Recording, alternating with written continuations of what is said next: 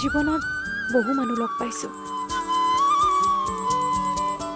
মানে বহু ল'ৰা লগ পাইছোঁ, কিন্তু আপুনি স্পেচিয়েল।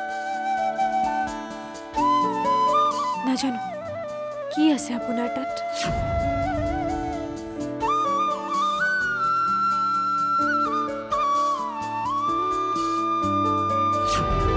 পূৰ্বক নেকি? কি মানে কৈ আছে? যদি আপোনাৰ কোনো নাই, মই ৰৈ থাকিম আপোনাৰ বাবে।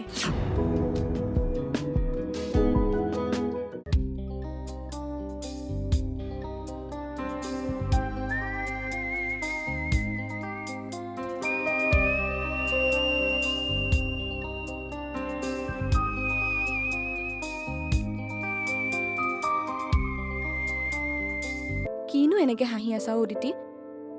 মই ইয়াত টেনশ্যনত মৰি আছো। কি হ'ল ক'বানে?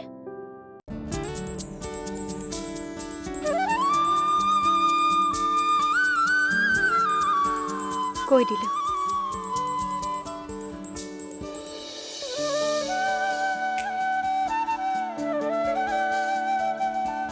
কিনো ধেমালি কৰি আছা অদিতি? মই চিৰিয়াছলি সুধিছো, কি হৈছে ক'বানে? অ' খুৰী, এই অনুৰাগ বোলা ল'ৰাজন ইমান বৰিং। মোৰ একেবাৰে ভাল নালাগে তেনেকুৱা ল'ৰাক। যিটো ল'ৰাক মই 10 মিনিটো সহ্য কৰিব পৰা নাই, সেই ল'ৰাজনৰ লগত মই গোটেই জীৱন কটোৱাৰ কথা কল্পনাই কৰিব নোৱাৰোঁ। আৰু সেইবাবে তুমি অনুৰাগক আধাতে এৰি থৈ গুচি আহিলা, আৰু সি যে বেচেৰা তাতে অকলে অকলে তোমাৰ কাৰণে ৰখি থাকিলে। কমেডি লাগিছে ন এনেকুৱা কাম কৰি? তুমি জানানে খুৰাৰ কিমান খং উঠিছে?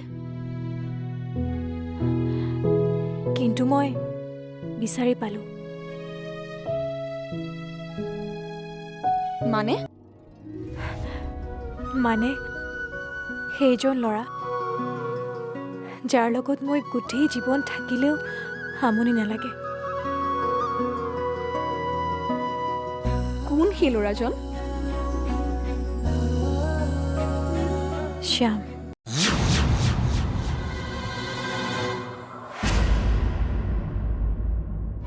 মই এবাৰ 100% চিয়'ৰ, মই সঁচাকৈ শ্যামৰ প্ৰেমত পৰিছোঁ। মই শ্যামৰ লগতে বিয়া হ'ম খুৰী।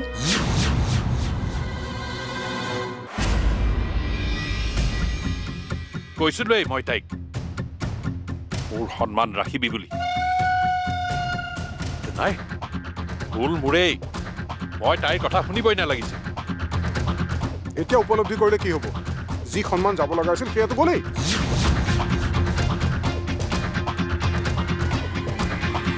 কি তুমি তাৰমানে মনৰ কথা শ্যামক গোটেইখিনি ডিৰেক্টলি কৈ দিলা? হে ভগৱান, যি তোৰ ভয় আছিল সেইটোৱেই হ'ল। যদি তোমাৰ দেউতা আৰু খুৰাই এইখিনি গম পায়, কি হ'ব ভাবি চাইছানে? তোমালোকৰ সম্পৰ্কটো তেওঁলোকে কেতিয়াও মানি নলয়। প্ৰথমে শ্যামটো মান্তি হৈ লওক। মানে মই মোৰ মনৰ কথা ক'লো, কিন্তু শ্যামৰ মনত বা কি আছে? যদি শ্যামৰ মোক ভালেই নালাগে, তেনেকুৱাতো হ'বই নোৱাৰে। ইমান মৰম লগা ছোৱালী এজনীক অস্বীকাৰ কৰাটো প্ৰশ্নই নুঠে। তাৰ মানে তোমাৰ কোনো আপত্তি নাই? মইতো বিচাৰোৱেই তুমি পচন্দ কৰা ল'ৰাজনৰ লগতেই তোমাৰ বিয়া হওক।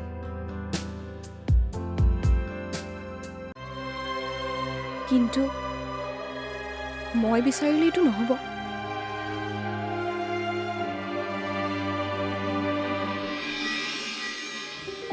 নাখাওঁ। কিমান খোৱাও এইবোৰ? তোৰ কথা মতে সকলো নচলিব নহয়। লচোন খা, একামোৰ মাৰ, খা। ডক্টৰে কি কৈছিল? ডাক্তৰৰ কথা হ'ল বুলি এইবোৰ একেৰাহে খাই থাকিব পাৰি নেকি? তই ডক্টৰৰ কথা নুশুনিলেও জোঁৱাইৰ কথাটো শুনিবি। তেওঁ যোৱাৰ আগতে এসোপামান ফল মূল কিনি দি থৈ গৈছে আৰু কৈছে মই ঘূৰি অহাৰ আগতে যাতে মায়ে এই ফল মূল খাই শেষ কৰে। বুজিলিতো? তোক তোৰ জোঁৱায়ে কিমান মৰম কৰে দেখিছ, গতিকে তেওঁৰ কথাটো তই শুনিবই লাগিব। গতিকে খা, একামোৰ খাচোন, খা।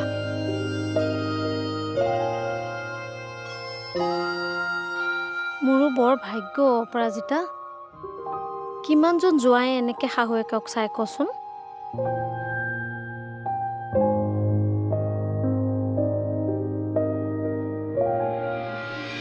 তই সঁচাকে কৈছতো? আৰে ভাই, মিছা কথা কিয় ক'ম?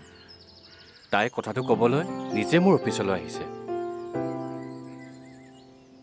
পিছে তই কি ক'লি? একো নাই কোৱা। একো কোৱা নাই মানে? মই নিজে কনফিউজ। অতিথি ছোৱালীজনীক মোৰ ভাল লাগে। সেয়া মোৰ প্ৰেম হয়নে নহয় সেইটোহে মই কনফাৰ্ম নহয়। চা ভাই, দুই ধৰণৰ ছোৱালীয়ে এনেকৈ ল'ৰাক ডাইৰেক্ট প্ৰেমৰ প্ৰস্তাৱ দিবলৈ সাহস কৰে। এক নম্বৰ হ'ল যিবোৰ ছোৱালী প্ৰেমত পূৰা পাক্কা খিলাৰী, আজি এটাৰ লগত কাইলৈ আন এটাৰ লগত। অতিথি তেনেকুৱা ছোৱালী নহয় দেই। আৰে ভাই, সেইটো ময়ো জানো। ছেকেণ্ড কেটেগৰীটোতো শুনি ল। ক। দুই নম্বৰটো হ'ল যিবোৰে ল'ৰাৰ প্ৰেমত একেবাৰে পাগল হৈ থাকে, বহুত বেছি ভাল পায়, কোনো পধ্যেই সেই প্ৰেমৰ প্ৰস্তাৱ হেৰুৱাব নিবিচাৰে। সঁচাকৈ অতিথিয়ে মোক বহুত বেছি ভাল পায় নেকি? আৰে ভাই, 100%।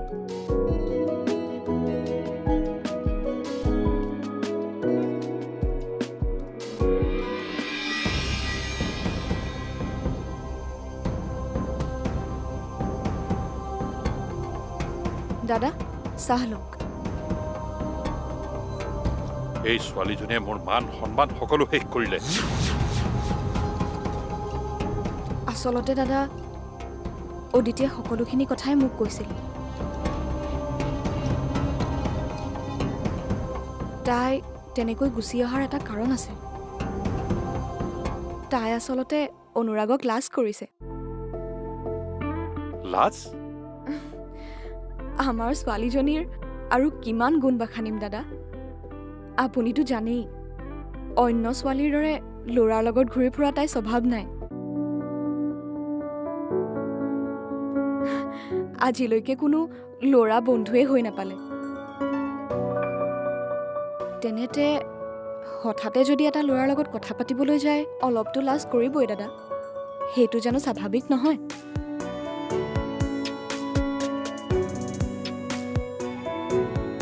কথাখিনি তুমি ঠিকেই কৈছা। মই ছোৱালীজনীক মিছাতে খং কৰি আছিলো।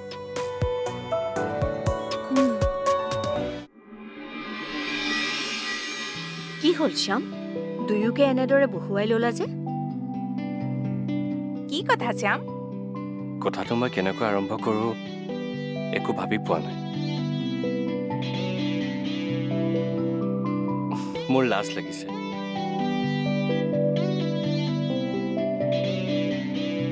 তোমাৰ লাজটো চাই কোনোবা ছোৱালীৰ কথা যেনেই লাগিছে। তোমাৰ পৰা এনে আশা কৰা নাছিলো শ্যাম। তুমি কেতিয়াৰ পৰা লাজ কৰা হলা? লণ্ডনত পঢ়ি অহা ল'ৰা। অঁ, তুমি এনেকৈ কৈছা বৌ, যেন লণ্ডনৰ মানুহে লাজেই নকৰে।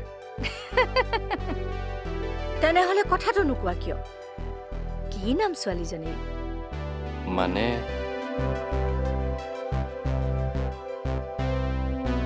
কথাটো হ'ল মই অলপ কনফিউজ হৈ আছো।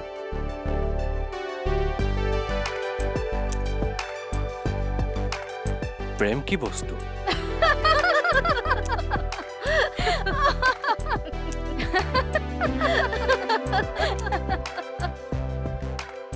মানে আমাৰতো বহুতকে ভাল লাগিব পাৰে, কিন্তু তাৰ মাজত সেই বিশেষজনীক কেনেকে বিচাৰি উলিয়াম? আৰু বিয়াটো এবাৰেই হয়, আৰু সেইজনীৰ লগত গোটেই জীৱনটো পাৰ কৰিব লাগিব।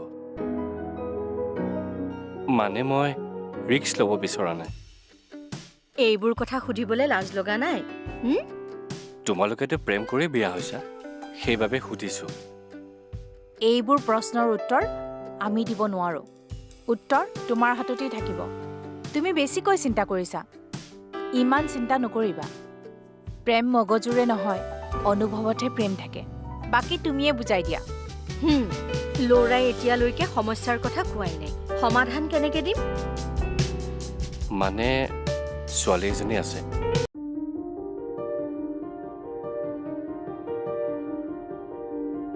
তাইৰ মনত মই আছো, সেইটো জানো, কিন্তু মইহে ধৰিব পৰা নাই। তুমি এটা কাম কৰা, চকু বন্ধ কৰা। বন্ধ কৰা, তাৰ পিছত কল্পনা কৰা ছোৱালীজনী কইনাৰ সাজত বহি আছে, তাৰ পিছত তাই বিয়াৰ মণ্ডপত বহি আছে, পূজাৰীয়ে মন্ত্ৰ উচ্চাৰণ কৰি আছে। হঠাৎ তুমি দেখিলা কইনাৰ ওচৰত বহি থকা দৰাজন তুমি নহয়, অইন কোনোবা। তেতিয়া তোমাৰ কেনেকুৱা লাগিব? যদি দৃশ্যটো চাই তোমাৰ কষ্ট হৈছে বা ঈৰ্ষা হৈছে, তেতিয়াহ'লে তোমাৰ প্ৰেম হৈছে।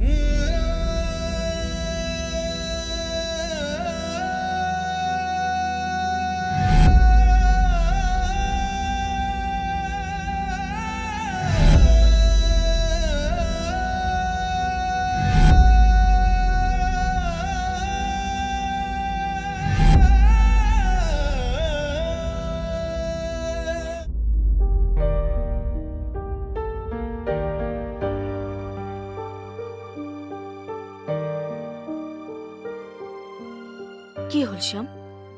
বৌ, মই উত্তৰ পাই গলো। তোৰ সঁচাকৈ অকণো ভয় লগা নাই? শত্ৰুপক্ষৰ ল'ৰাৰ লগত প্ৰেম। আৰে প্ৰেমত যদি সংঘাতেই নাথাকে, কিহৰ প্ৰেম হ'ল কচোন? ভাবিছা কিন্তু পাছত যাতে পস্তাবলগীয়া নহয়। আৰে প্ৰেমত যদি মগজু খটাবই লাগে, সেয়া প্ৰেম কেনেকৈ হ'ল? প্ৰেমে কেৱল হৃদয়ৰ কথা শুনে। ডাইলগ কেইটা শুনিতো ভালেই লাগিছে, নাজানো আৰু কি হয়। চা অংকিতা, মোৰ জীৱনত কোনো এডভেঞ্চাৰে নাই, যি লাগে সেয়াই পাই যাওঁ। সৰুৰে পৰা একোৰে অভাৱ দিয়া নাই দেউতাই। মাজে মাজে আনক সহায় কৰিবৰ কাৰণে দেউতাৰ পৰা পইচা চুৰ কৰোঁ। তাৰ বাহিৰে এক্সাইটিং কাম কৰিছোঁ মই? নাই কৰা। তহঁতে ক্লাছ নকৰি চিনেমা চাবলৈ যাওঁ, মই গৈ পাইছোঁ? নাই যোৱা। তহঁতে পাৰ্কত ল'ৰাৰ লগত ফুৰিবলৈ যাওঁ, মই যাওঁ? তেনেহ'লে জীৱনত প্ৰথমবাৰৰ বাবে মই কিবা এক্সাইটিং কাম এটা কৰিবলৈ গৈ আছোঁ, য'ত ধৰা পৰাৰ ভয় আছে, প্ৰেম আছে, সংঘাত আছে। এইবাৰ মই কাৰো কথাই নুশুনো। অলপ বেছিয়ে সপোন দেখিলি নেকি? তইহে প্ৰেমত পৰিছ, শ্যামৰ মনত বা কি আছে?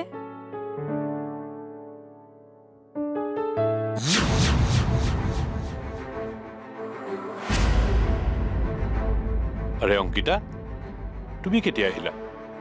হ'ল অলপ দেৰি খুৰা। অদিতি, পৰহি অনুৰাগ আৰু তাৰ ঘৰৰ মানুহখিনি আহিব তোক চাবলৈ।